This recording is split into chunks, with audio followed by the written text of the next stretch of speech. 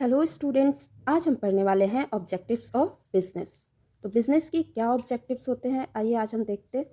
Business की first objectives, जिसको हम प्राइमरी ऑब्जेक्टिव्स भी कहते हैं, वो क्या है? वो है economic objectives. Secondary objective is social objectives and then individual objectives. Economic objectives related to profit, social objectives related to society and individual objectives related to employees of any companies. Okay, तो आइए देखते हैं economic objectives क्या क्या होते हैं। अब किसी भी बिजनेस का पर्पस क्या होता है? फर्स्ट पर्पस क्या होता है? Is to earn profit. जब भी हम बात करते हैं कि हम बिजनेस स्टार्ट करेंगे, तो हमारा मकसद क्या होता है? प्रॉफिट अर्न करना। ओके, तो किसी भी बिजनेस का फर्स्ट ऑब्जेक्टिव क्या होता है? Economic objectives. ओके, और इकोनॉमिक ऑब्जेक्टिव्स में कौन सी ऑब्जेक्टिव्स होते हैं? प्रॉफिट अर्न करना। Okay, business is an economic activity, so most important objective of any business is to earn profit. No business can survive without profit. अब देखो, यहाँ देखने वाली बात है कि अगर बिजनेस को प्रॉफिट नहीं होगा, सपोज करो वो उस कोई भी इंसान इसलिए बिजनेस स्टार्ट करता है ताकि वो प्रॉफिट अर्न करे, और अगर प्रॉफिट ही नहीं होगा तो क्या बिजनेस लॉन्ग रन के लिए सर्वाइव कर पाएगा? आप ही सोचो, मान लो 10,000 की आपने एक्सपेंडिचर की है, बिजनेस में सारा सामान लाए, रॉ मटेरियल्स लाए, सब कुछ आपने किया, और उसके बाद आपने उसको सेल की, और सेल में आपको जब आपने उस सामान को बेचा तो वो भी लगभग 10,000 में बिका या फिर उससे कम में। तो जब प्रॉफिट ही नहीं हुआ तो आपको बार बार आपको वही, आप उतना ही एक्सपेंडिचर कर रहे हो, उतना ही इनकम हो रहा है, उसमें कोई प्रॉफिट ही नहीं हो पा रहा है, तो क्या आप अपने बिजनेस को आगे बढ़ा सकते हो? फिर बिजनेस को एक्सपेंड करने का सोचो कि बिजनेस इतना प्रॉफिट होगा, तो एक्स्ट्रा प्रॉफिट होगा तो सोचेंगे कि आज अब नेक्स्ट ईयर हम थोड़ा और उसमें ये चीज़ ऐड करें, थोड़ा और एक बिल्डिंग बना ले। लेकिन जब उसमें इनकम भी आपका सेम हो रहा है, एक्सपेंडिचर भी सेम हो रहा है, तो आप तो आगे ही नहीं बढ़ सकते। तो ऐसी सिचुएशन में क्या होती है? बिजनेस स्टॉप हो जाती है। ओके, तो इसलिए किसी भी बिजनेसमैन का सबसे फर्स्ट पर्पज़ होता है इज़ टू अर्निंग प्रॉफिट। और अगर प्रॉफिट होगा तभी तो आप बहुत सारे जैसे असेट्स खरीदना है, अब बिज़नेस स्टार्ट किए हो तो उसमें जो जो चीज़ें लगेंगी, जो भी असेट्स लगेंगी, तो वो चीज़ तो आपको उसी से प्रॉफिट से ही बेयर करोगे, तो इसलिए प्रॉफिट बहुत ज़रूरी है। तो अब यहाँ देखते हैं, another important objective is market share. अब मार्केट शेयर क्या होता है? अब मार्केट शेयर होता है जैसे कि बहुत सारे मार्केट में बहुत सारी कंपनीज़ के प्रोडक्ट्स बिकते हैं, ठीक है? तो कौन सी कंपनी के प्रोडक्ट्स ज़्यादा बिक रहे हैं, कितने नंबर में कौन सी कंपनी, किसके प्रोडक्ट्स ज़्यादा बिक रहे हैं, लोग कौन से प्रोडक्ट को ज़्यादा प्रीफर कर रहे हैं, किसको उसके कंपेयर में थोड़ा कम ले रहे हैं, तो ये सब होता है मार्केट शेयर। ओके, तो किसी भी कंपनी को अगर मार्केट में स्टैंड करना है तो उसको quality of goods and services बहुत अच्छा प्रोवाइड करना पड़ेगा, तभी कस्टमर्स आके उस चीज़ को लेंगे, अदरवाइज़ क्यों लेंगे आपके सामान को? तो मार्केट में अगर सर्वाइव करना है, अपने बिजनेस को सर्वाइव करना है, तो मार्केट शेयर आपकी अच्छी होनी चाहिए। Okay, got it? So another important economic objective की बात करते हैं, हम इकोनॉमिक ऑब्जेक्टिव की ही बात कर रहे हैं। तो उसमें फर्स्ट में हमने पढ़ा अर्निंग प्रॉफिट, सेकेंड में market share, now third is optimum utilization of resources which refers to the best use of man, material, money and machinery. इसका कहने का मतलब है, जो भी सामान, जो भी चीज़ें, जो भी गुड्स आपकी लगी हुई है, जो भी रॉ मटेरियल्स लगे हैं आपकी कंपनी में चाहे इंडस्ट्रीज़ में, तो उसको अच्छे से अच्छी तरह से उसको यूटिलाइज़ करना है, यूज़ करना।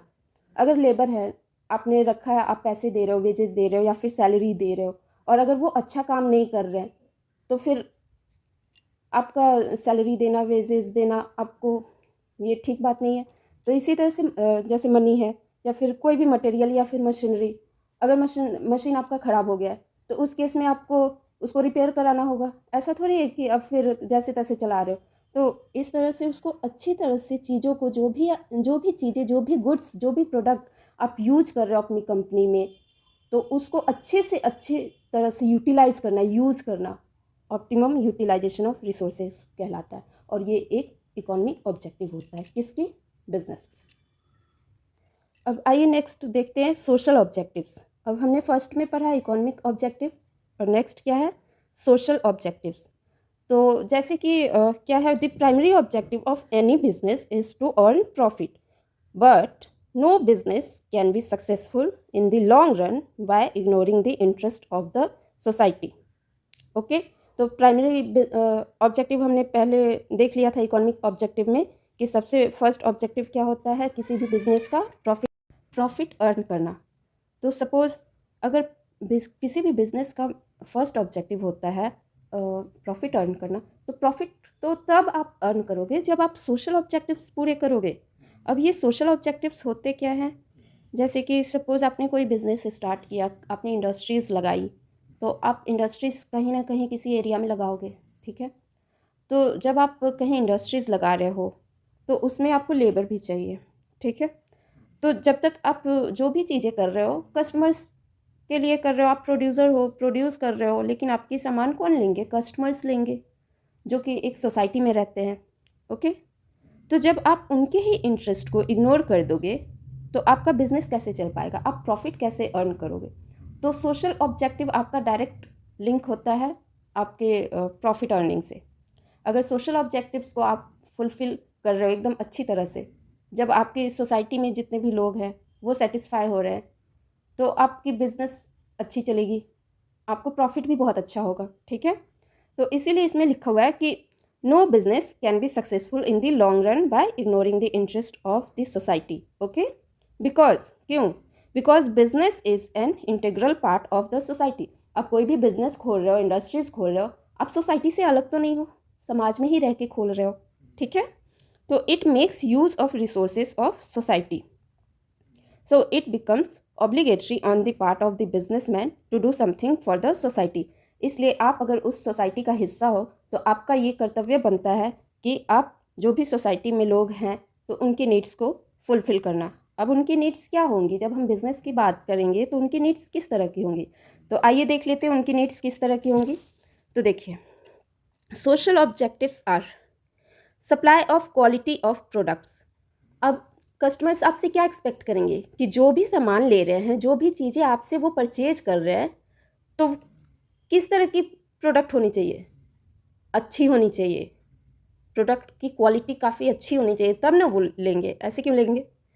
Avoidance of unfair trade practices. अब ये avoidance of unfair trade practices क्या होती है, जैसे बहुत बार आप लोगों ने सुना होगा कि ब्लैक मार्केटिंग हो रही है। अब ब्लैक मार्केटिंग में आपने देखा होगा कि जो चीज़ें हैं, जो सामान है, जो गुड्स है, जो मार्केट में जिसका रेट 10 रुपये है और उसको 20 रुपये में बेचा जा रहा है अलग से, कि तो फिर वो क्या होता है, ब्लैक मार्केटिंग होती है, ठीक है। तो इस तरह की चीज़ों से बचना चाहिए जो भी बिजनेसमैन है, ठीक है। इस तरह की हरकत उनको नहीं करनी चाहिए कि अलग से हम सामान ज़्यादा रेट में बेचें। जितना कस्टमर अफोर्ड कर सकता है उसी के अकॉर्डिंग उनको प्राइस फिक्स करनी चाहिए। नेक्स्ट है एम्प्लॉयमेंट जनरेशन। अब एम्प्लॉयमेंट जनरेशन का क्या मतलब है, इसका मतलब जैसे कि आप कहीं कंपनी खुली हुई है तो आप जॉब दोगे कहीं, आप सपोज़ करो इंडिया में किसी स्टेट में रह रहे हो और उसी स्टेट में आपने कंपनी खोली है किसी जगह, तो आप आसपास के लोगों को उस कंपनी में एम्प्लॉयमेंट नहीं देंगे। आप कहीं बाहर से किसी को बुला के आप उसको जॉब दे रहे हो, तो आसपास के लोग क्या आपको अच्छे से काम करने देंगे, नहीं। तो उस केस में क्या है कि जो भी आप जिस भी एरिया में आप कोई इंडस्ट्रीज़ लगा रहे हो, बिज़नेस खोल रहे हो, तो वहाँ के आसपास के लोगों का इंटरेस्ट को भी ध्यान में रखिए, उनको भी आप जॉब दीजिए, ठीक है। अब चाहे वो लेबर रखिए या फिर एम्प्लॉय रखिए, लेकिन आसपास के लोगों का भी ध्यान रखिए अपनी सोसाइटी का। नेक्स्ट है सोशल सर्विस। अब देखो, बहुत बार सोशल सर्विस की जब बात करते हैं, कोई भी बिज़नेस तब सक्सेसफुल होता है जब वो अपना प्रॉफिट अर्न तो करता है, लेकिन प्रॉफिट अर्न करने के साथ साथ जब कुछ वो चैरिटी करता है, कुछ डोनेशन देता है, या कुछ ऐसे गरीब बच्चों के लिए स्कूल खोल दिया, या कुछ ऐसे ऐसे काम कर दिए, जैसे रतन टाटा जी के बारे में आप लोगों ने सुना होगा।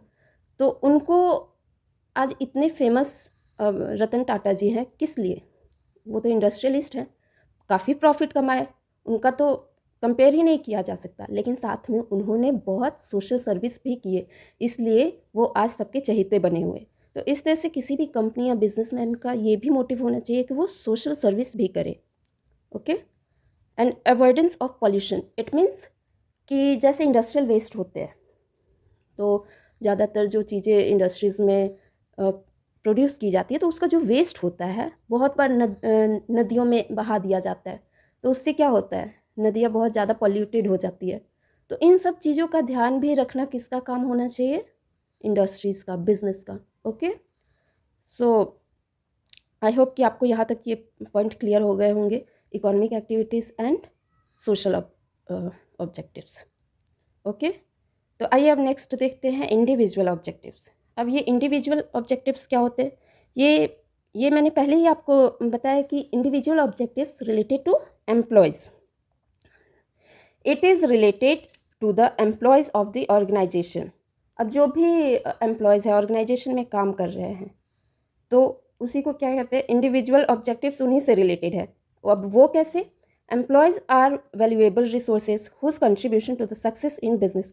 अब मान लो एम्प्लॉयज़ हैं जो कि इंडस्ट्रीज या कंपनी में काम कर रहे हैं, तो आपको जो भी प्रॉफिट हो रहा है किसके कारण हो रहा है, आप खुद तो वो चीज़ नहीं ना कर रहे हो, तो आपके जो भी प्रॉफिट हो रहा है आपके एम्प्लॉयज़ उतना काम करके दे रहे हैं, उतना काम करके दिखा रहे हैं, तब तो आपको इतना प्रॉफिट हुआ।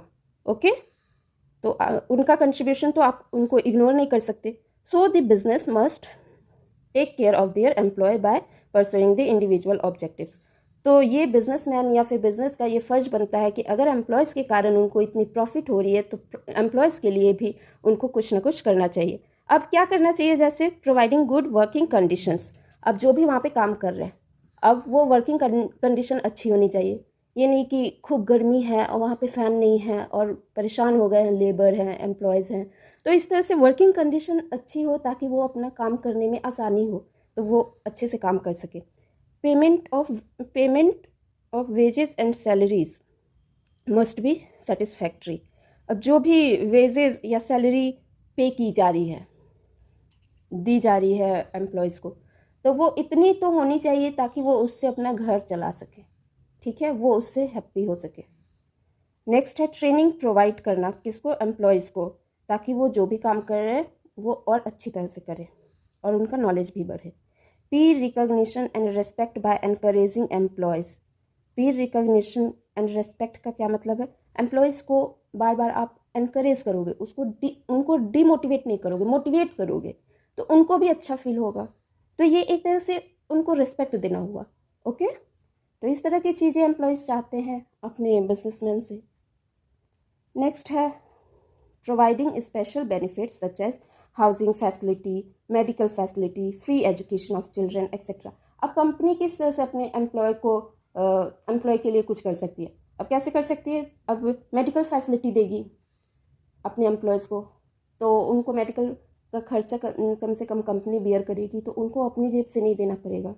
हाउस रेंट देगी, तो उनको अपनी तरफ से हाउस रेंट नहीं देना पड़ेगा, कंपनी दे रही है। तो इससे क्या होंगे, एम्प्लॉयज़ हैप्पी होंगे, हैप्पी रहेंगे तो वो बिज़नेस के लिए बहुत अच्छे से काम करेंगे। ठीक है, उनके बच्चों के लिए फ्री एजुकेशन देना मीन्स, बहुत बार देखे होंगे कि कुछ कुछ टर्म्स एंड कंडीशंस होते हैं जो प्रोवाइड की जाती है एम्प्लॉयज़ को बिजनेसमैन के थ्रू। ओके, तो ये सारी चीज़ें, इन सब ऑब्जेक्टिव्स को पूरा अगर कोई भी बिजनेसमैन करता है तो उसका अच्छा बिजनेस चलता है। ओके, तो ये होते हैं 3 objectives of business. I hope आपको ये सारे कंसेप्ट्स क्लियर हो गए होंगे।